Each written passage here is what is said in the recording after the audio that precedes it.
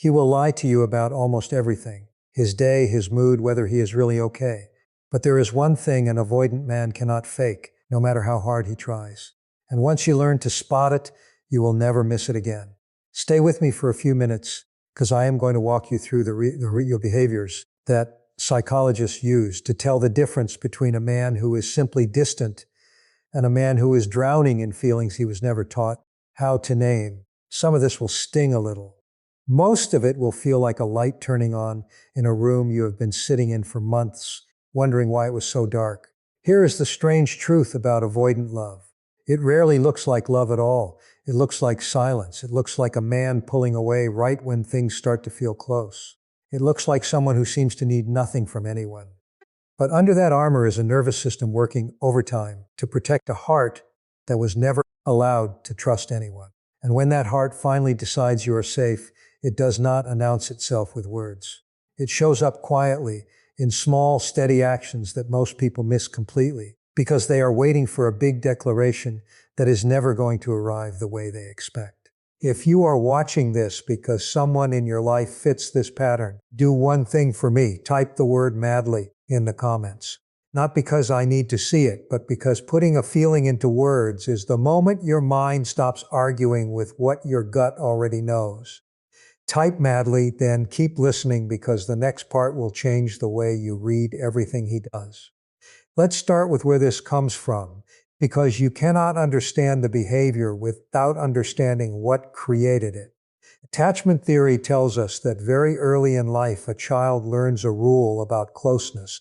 Some children learn that reaching out for comfort works.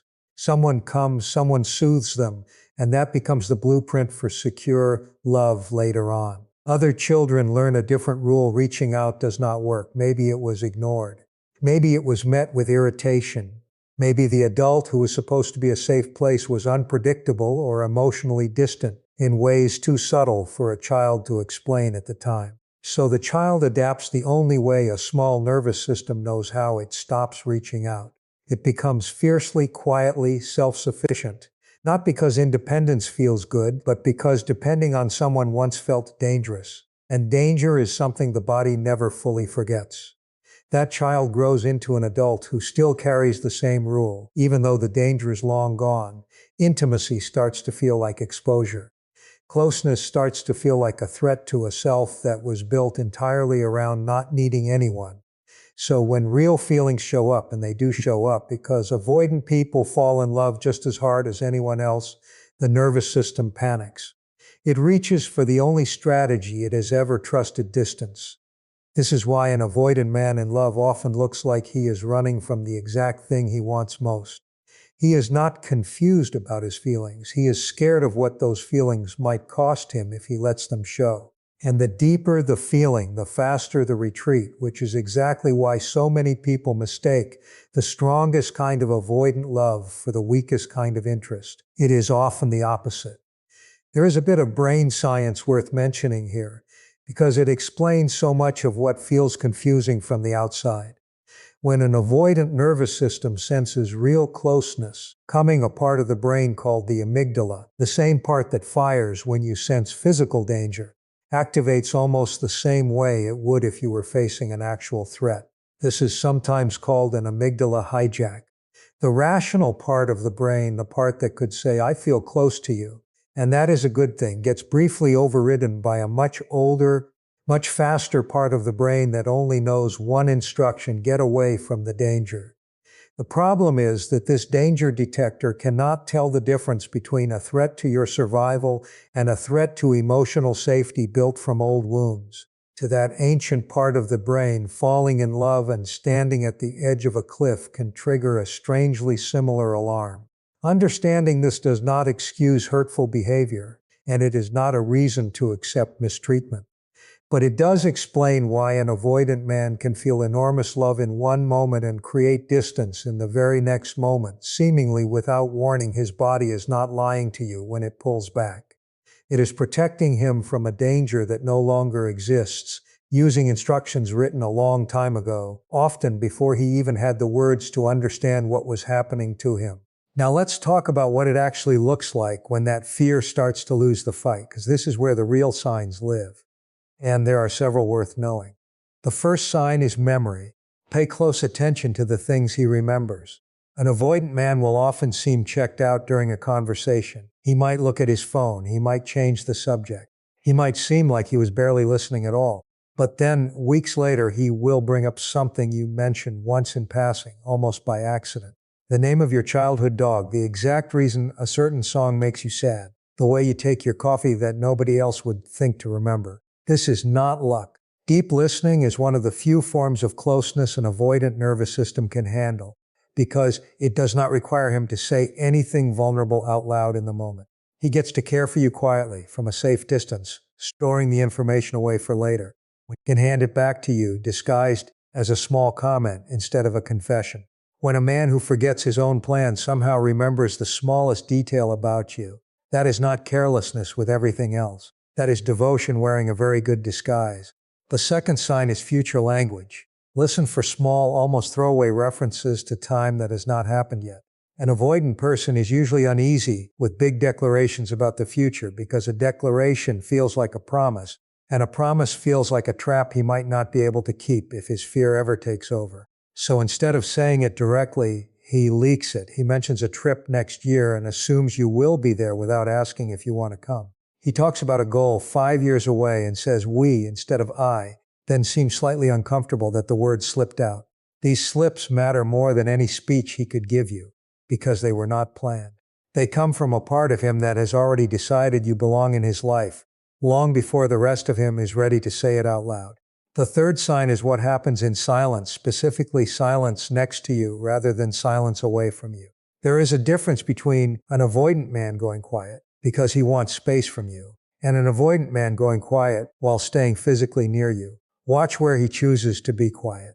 If he can sit in a room with you, not talking, not performing, not filling the air with small talk to keep things comfortable, and still choose to stay rather than leave, that is a big deal for someone wired to see closeness as danger.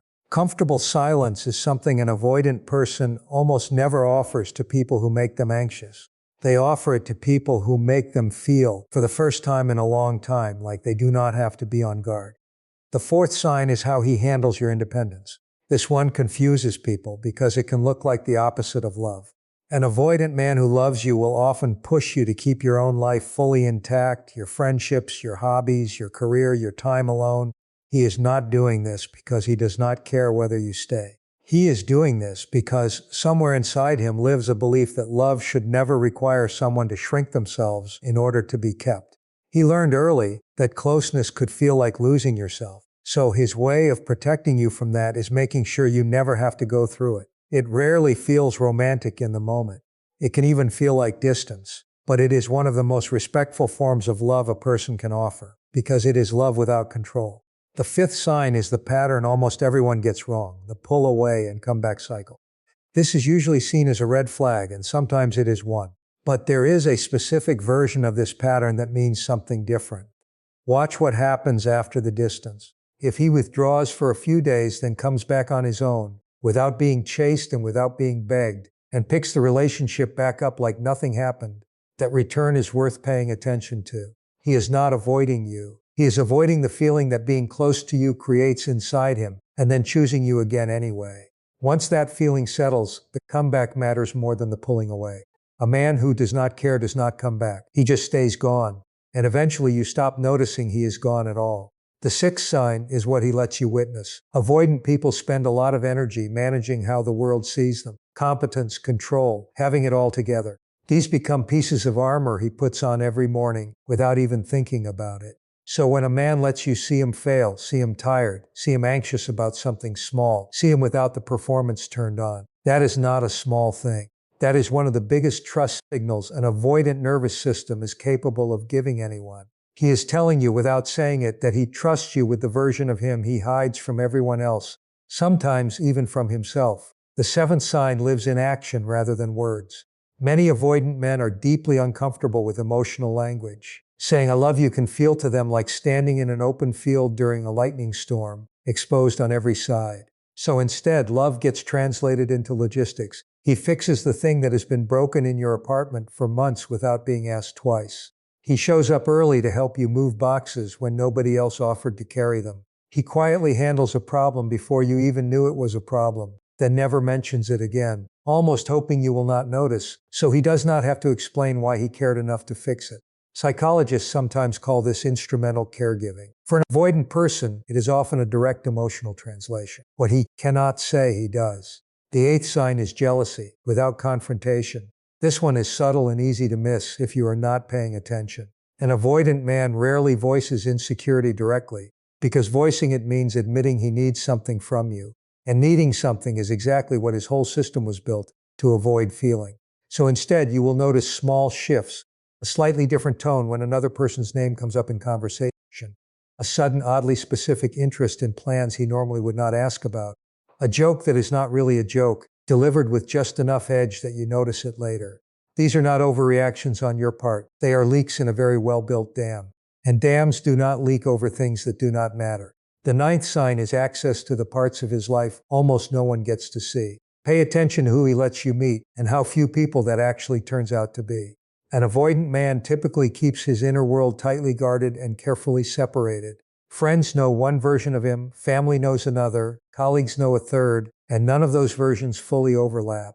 If you are one of the very few people who gets introduced into more than one of those parts of his life, who gets folded into the actual structure of his world instead of kept politely in a separate room, that is significant. It means he has made a decision somewhere below conscious thought that you are not a risk to be managed and contained. You are someone he is willing to be fully known by, even at the cost of his own comfort. The 10th sign is how he apologizes, or more accurately, how long it takes him to. Avoidant people are often terrible at apologizing in the moment, because an apology means admitting he did something that affected another person emotionally. And that admission feels like exposure on top of exposure. So the apology often comes late, a day later, a week later, sometimes in a completely unrelated conversation, arriving sideways, almost by accident. If you notice a pattern where he circles back to something that upset you, even long after you assumed it was forgotten, and tries, however clumsily, to make it right, that delay is not proof he did not care in the moment. It is proof he was quietly building the courage to say something that genuinely scares him. The 11th sign is staying through inconvenience. Watch what he does when being with you is genuinely hard. Bad timing, a bad mood, a bad week where nothing is going right for him personally. Anyone can show up when things are easy and low cost. What tells you something real is whether he shows up when there is nothing obvious in it for him except discomfort and effort. An avoidant man who is not truly invested will use difficulty as an exit ramp, because difficulty conveniently gives him permission to retreat without ever having to explain why. An avoidant man who loves you deeply will feel that same pull to retreat, notice it happening in real time, and stay anyway. That internal fight you cannot see from the outside is often the most important part of the whole story. The 12th sign ties everything else together, and it is this. The intensity of his distance is usually proportional to the intensity of what he feels underneath it. This sounds backwards at first, but psychologists who study attachment patterns see it constantly in practice. Avoidant people do not pull away from things that do not matter to them. They pull away from things that matter too much, too fast, in ways they were never taught how to hold safely. A casual, low-stakes date does not trigger a shutdown response. Something that feels like it could actually become real absolutely does. So oddly enough, the moments when he seems most distant can be the exact moments he is most overwhelmed by how close he actually feels inside. That does not excuse behavior that hurts you, and it should not be used as a free pass. It explains it. And there is a real difference between explaining something and excusing it. You are still allowed to want more consistency, even while fully understanding where the inconsistency comes from, biologically and emotionally. There are 3 more signs worth knowing before we get to the part that matters most, because these last 3 are often the quietest of all and the easiest to overlook completely. The 13th sign is how he talks about you when you are not in the room. This is one you may never witness directly, but the evidence tends to make its way back to you eventually through a mutual friend, a passing comment, a coworker who mentions something he said. Avoidant men, even the ones who cannot manage vulnerability face to face, will sometimes talk about the person they love with a warmth and certainty that surprises everyone who hears it. There is no performance required when he is not talking to you. There is no fear of exposure, because you are not there to be exposed to. So what comes out in those unguarded conversations is often closer to the truth than anything he has said to your face.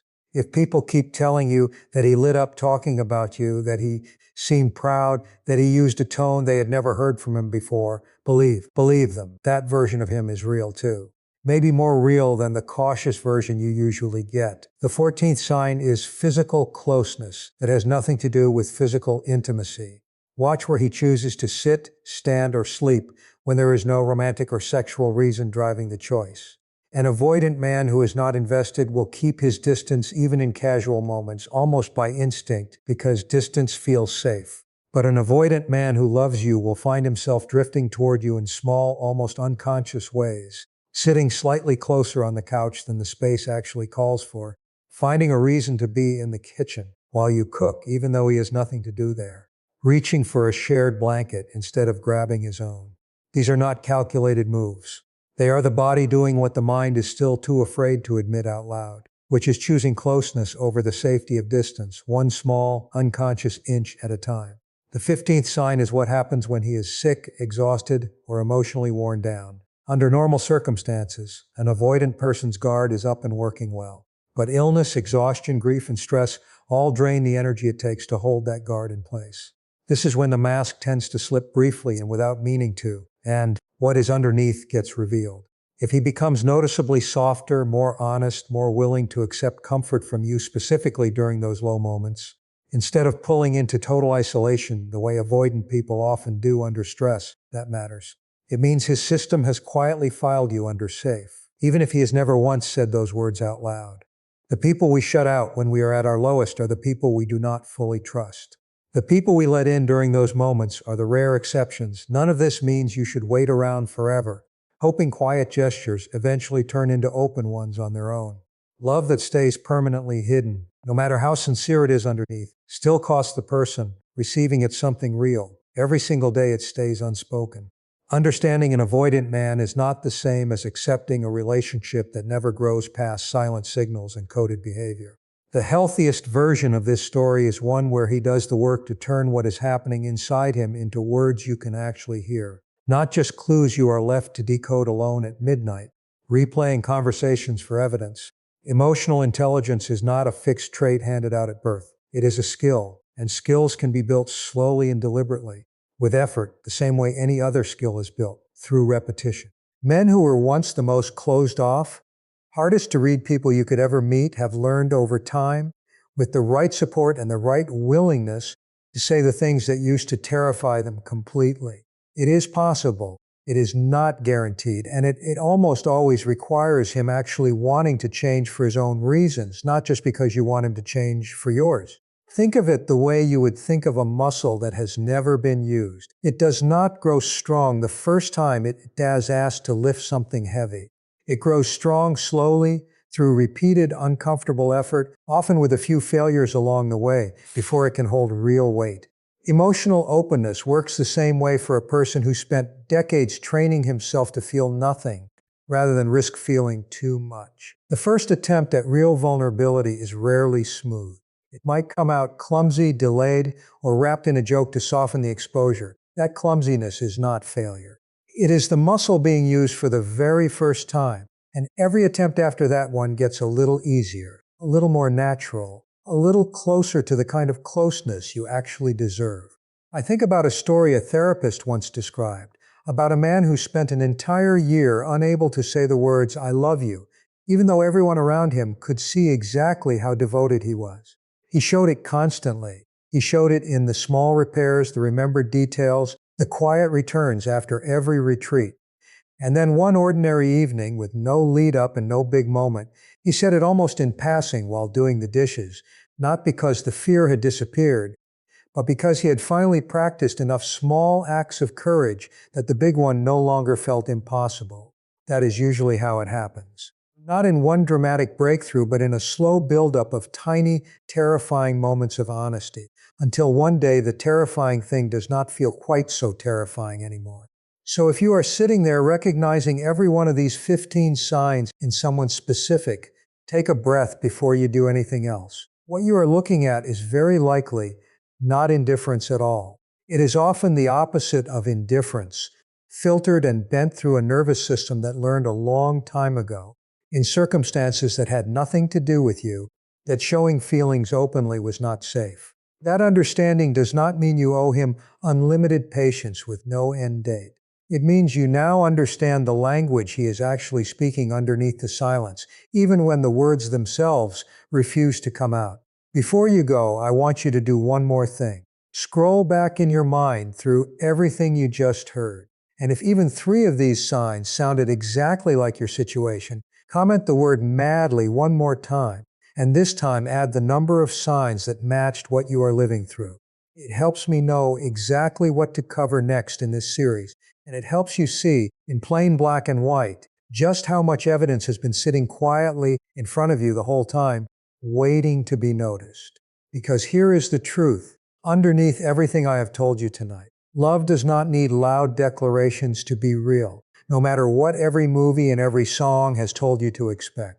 Sometimes the deepest love in the room is the quietest one, standing guard without asking for credit, remembering the small things nobody else bothered to notice, coming back after every single retreat, choosing to stay even when staying is genuinely hard for him. If you have spent months, maybe years, waiting for him to say it out loud in 3 simple words, maybe it is time to start reading what he has already been saying in everything except words this whole time. There is one more distinction worth holding on to, because it is the difference between staying in something that is quietly growing and staying in something that has already stopped moving forward at all. Progress does not have to be fast to be real, but it does have to be present. A man who is genuinely working through this pattern will show you small, measurable movement over time. He will apologize a little faster than he used to. He will stay present through a hard conversation a little longer than last time.